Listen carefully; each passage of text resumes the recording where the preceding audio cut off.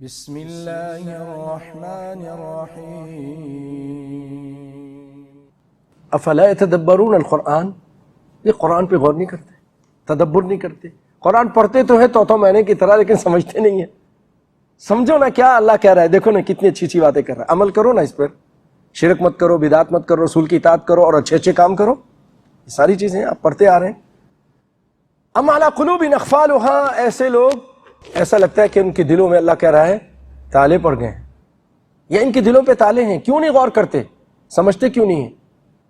ان الذین ارتدوا علی ادبارہم، بے شک وہ لوگ جو پلٹ جائیں اپنے پیٹھ کے بل، الٹے پھر گئے، من بعد ما تبین لہم الہدی، اس کے بعد کہ ہدایت ان پر واضح ہو گئی تھی، ہدایت کی باتیں واضح ہو گئی تھی، قرآن و سنت کی باتیں۔ الشیطان سول لہم، یقیناً شیطان نے ان کے لیے مزین کر دیا تھا اس گندے کام کو، واملا لہم، اور شیطان نے ان کو امیدیں دلائیں۔ شیطان امیدیں دلاتا ہے، ابھی تو بہت عمر باقی ہے، ابھی تو توبہ کر لیں گے، ابھی تو جوان ہے، ابھی تو کھیلنے کودنے کی عمر ہے، ابھی سے توبہ کروں، مسجدیں شروع کر دوں۔ نہیں ابھی جب 40-50 سال کا ہو جاؤں گا نا پھر جاؤں گا۔ تم کو پتا ہے کہ تم اس وقت تک زندہ رہو گے؟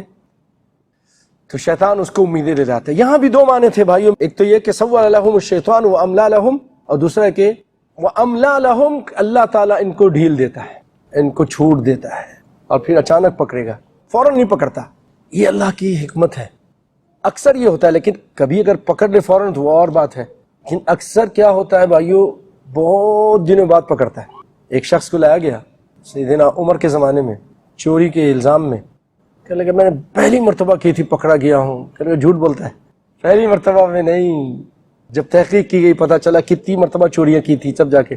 اسی لیے وہ اردو میں کہتے ہیں نا، بکری کی مار کب تک خیر منائے گی، کب تک خیر، ایک دن چھری کے نیچے آئے گی، ایک نہ ایک دن پھر پکڑا جاتا ہے۔ کتنا بھی وہ شاطر ہو، کتنا بھی چالاک ہو، کتنا بھی اپنے نشانات پیچھے مٹھا دینے والا ہو، ایک دن گرفت میں آ جاتا ہے۔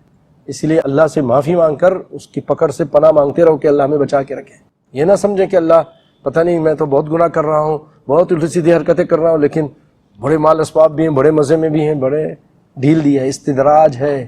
اسی نبی صلی اللہ علیہ وسلم فرماتے ہیں اگر کسی شخص کو دیکھو کہ وہ اپنے گناہ، بدکاریوں اور بے حیائیوں کے باوجود اور ظلم و ستم کے باوجود بڑے ناز و نعم میں ہے، تو سمجھو کہ اللہ کی طرف سے استدراج ہے، ڈھیل ہے۔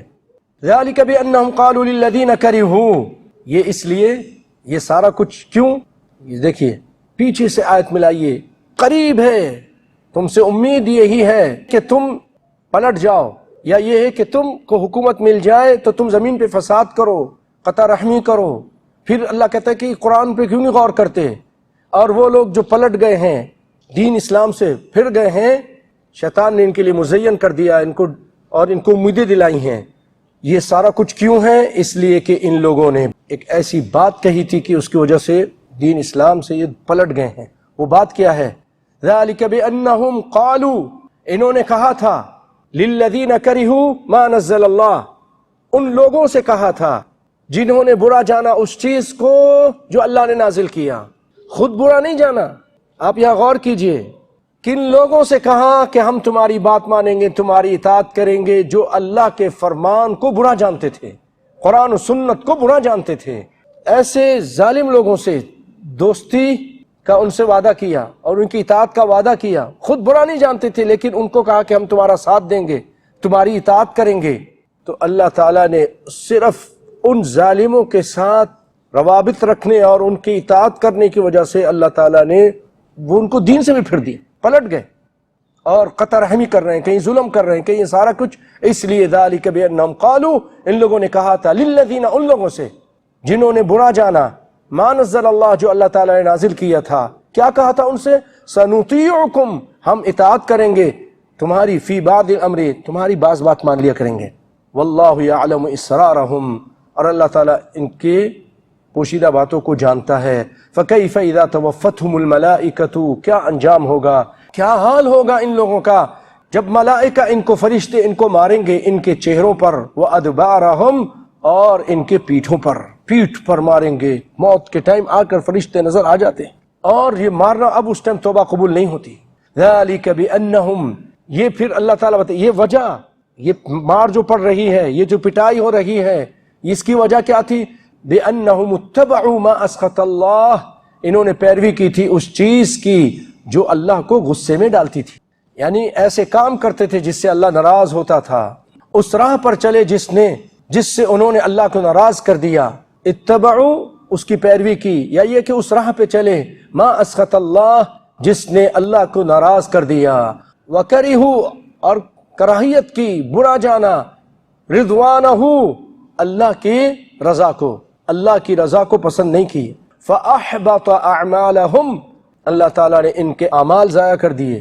ام حسب الذین فی قلوبہم مرض، کیا ان لوگوں نے جن کے دلوں میں بیماری ہے، ام حسبا کیا یہ سمجھا ہے ان لوگوں نے، فی قلوبہم مرض جن کے دلوں میں بیماری ہے، اللہ یخرج اللہ اضغانہم کہ اللہ تعالیٰ ان کے اضغان، ضغینہ کو کہتے ہیں، ضغینہ یعنی پوشیدہ بغض، عداوت، کینہ، کیا ہم ان کے اس کینہ کو اور بغض کو جو مسلمانوں کے خلاف ان کی دلوں میں پروان چڑھ رہا ہے، ہم اس کو ظاہر نہیں کریں گے؟ ظاہر کر دیں گے۔ وَلَوْ نَشَاءُ لَأَرَيْنَاكَهُمْ اگر ہم چاہیں، اللہ تعالیٰ کہہ رہے ہیں اے رسول اللہ، لَأَرَيْنَاكَهُمْ ہم آپ کو ایسے جو منافقین تھے نا آپ کے زمانے میں، ہم آپ کو دکھا دیں، ہم آپ کو بتا دیں فلا فلا فلا ہے، لَأَرَيْنَاكَهُمْ فَلَعَرَفْتَهُمْ بِسِيمَاهُمْ لیکن پھر فرمایا کہ پس تو انہیں ان کے چہرے ہی سے پہچان لیتا ہے۔ اللہ نے آپ کو ایک نور بصیرت دی تھی، آپ اسی سے آپ کو پتہ چل جاتا تھا کہ یہ اس کے دل کے اندر حسد اور بغض ہے۔ وَلَتَعْرِفَنَّهُمْ فِي لَحْنِ الْقَوْلِ اور آپ ان کے زبان جو یہ بات اور بات میں کچھ غلطیاں اور جو بھی اندر کا بغض نکالتے ہیں، حسد نکالتے ہیں، الٹی سیدھی بات کر جاتے ہیں، ان کے بات کی ڈھنگ سے بھی آپ ان کو پہچان لیتے ہیں۔ اور یہ ہوتا ہے بھائیوں، آدمی کے اندر کوئی بغض، حسد، کینہ چھپا ہو رہا، کتنا بھی چھپائے اس کے باوجود اس سے منہ سے نکل جاتا ہے، ظاہر کر ہو جاتا ہے۔ عداوت مسلمانوں کے خلاف، حدیث کے خلاف، قرآن کے خلاف، سنت کے خلاف، توحید کے خلاف، وہ کہیں نہ کہیں بول دے گا یار آپ تو ہر وقت بس یہی توحید توحید توحید کرتے رہتے۔ ایک موقع پہ نبی صلی اللہ علیہ وسلم نے منافقین کے نام بتا دیے تھے، فلاں فلاں فلاں منافق، اس کے باوجود رسول اللہ ان سے ان کے ظاہر کے مطابق کرتے تھے، باطن اللہ پہ چھوڑا ہوا تھا۔ وہ آ کے نماز پڑھتے تھے، یہ نہیں کیا کہ تم مجھے تو بتا دیا اللہ تعالیٰ نے منافق ہو، چلو نکلو، نہیں، ایسا نہیں کیا۔ لوگوں نے کہا ان کو قتل کر دیجیے، آپ نے کہا میں قتل کروں، لوگ کہیں گے مسلمان یہ اپنے ساتھیوں کو قتل کرے، روک تمیز تو نہیں کریں گے نا، دنیا میں دور دور سننے والے وہ کہیں گے یہ تو کوئی مسلمان نہیں ہوگا ڈر کے، مسلمان ہو جائیں لیکن ڈر لگتا ہے کہ کل وہ قتل کر دیں گے پکڑ کے کسی بہانے سے بھی۔ جیسے یہ آج کل تنظیمیں ذرا سی کوئی بات ہو، کوئی بھی مسئلہ ہو، فیصلہ کر دیتے ہیں، قتل ہو جاتے ہیں، مار دیتے ہیں، خود ہی مار دیتے ہیں، اپنے ساتھیوں کو مار دیتے ہیں۔ تو یہ نبی کی حکمت دیکھیے، آپ نے کہا نہیں، آپ ان لوگوں کا بھی خیال رکھتے تھے۔ بعض لوگ کہتے ہیں یار لوگوں کی کیا پرواہ ہے۔ ایک موقع پہ آپ صلی اللہ علیہ وسلم نے فرمایا کہ عائشہ اگر یہ تمہاری قوم ابھی نئی نئی مسلمان نہ ہوتی نا تو میں حتیم کو پورے گھر کے اندر شامل کر دیتا، کیونکہ کفار مکہ نے کہا تھا کہ حلال پیسے سے گھر بنائیں گے، تو ان کا حلال پیسہ ختم ہو گیا تھا تو چھوڑ دیا تھا، میں اس کو اندر کر دیتا، لیکن یہ نئے نئے مسلمان ہوئے فتنے میں پڑ جائیں گے اور لوگ باتیں کریں گے، دیکھو بیت اللہ کو یہ کر دیا، ڈھا دیا، اس کو تبدیل کر دیا، آپ نے ایسے ہی رہنے دیا۔ اللہ اکبر۔ تو رسول اللہ دیکھیں اس کا خیال رکھتے تھے، اور لوگوں کا بھی خیال، لوگ کیا کہیں گے۔ تو اگر کوئی آپ کام کرتے ہیں اللہ کی رضا کو سامنے رکھیں، لیکن حکمت و دانائی کو بھی سامنے رکھیں، اس سے دین اسلام پر برا اثر پڑے گا، دعوت و تبلیغ پہ برا اثر پڑے گا۔ تو یہ چیزوں کا بھی خیال رکھنا چاہیے، رسول اللہ خیال رکھتے تھے۔